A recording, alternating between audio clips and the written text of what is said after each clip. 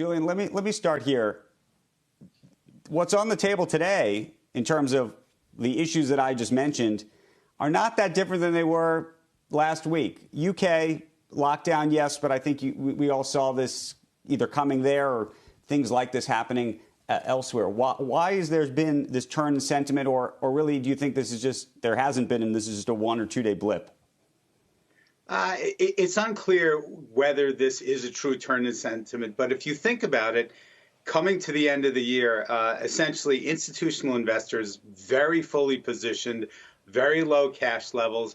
The retail public has been a very consistent buyer post the election. And so really when you combine it, both sentiment and valuations were at a high. And often when the year turns, you do see a bit of, I guess, change of pace might be the best way to describe it. So really, when you think about it, it's valuation and sentiment meeting reasons for a potential pullback. And actually, a pullback from here would probably be a healthy thing.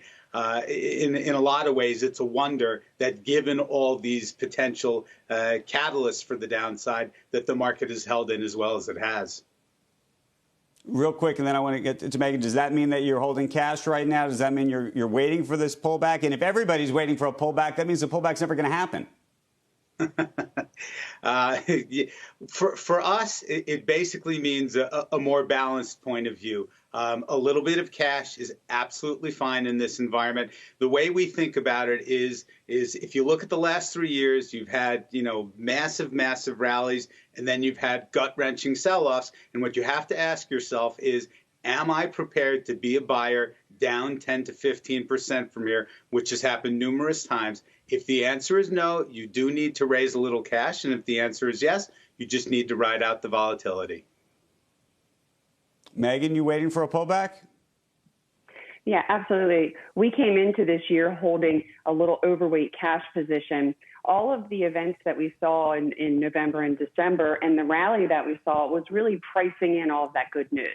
But the question is now, going into the next couple months, what's really the catalyst that's going to drive it significantly higher from here?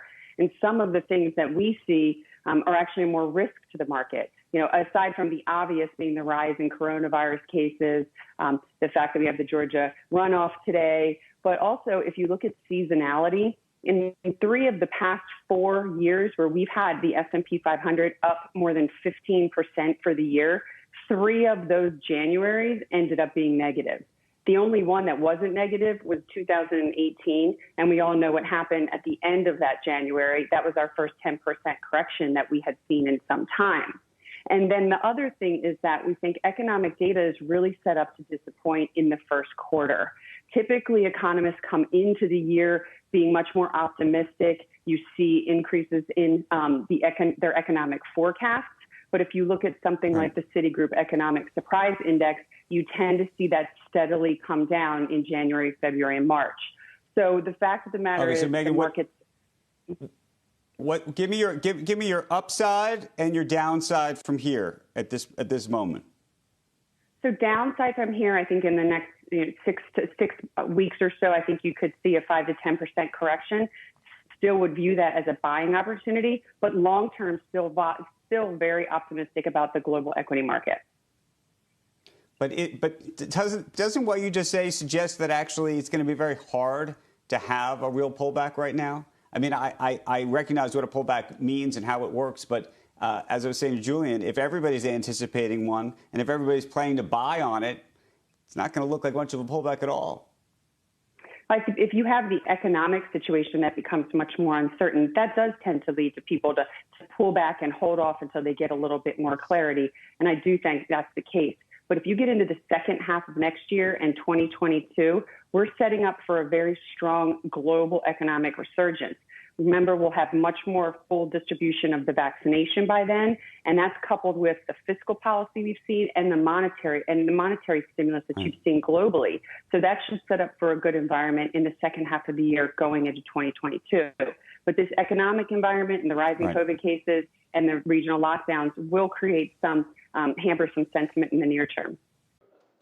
Shepard Smith here. Thanks for watching CNBC on YouTube.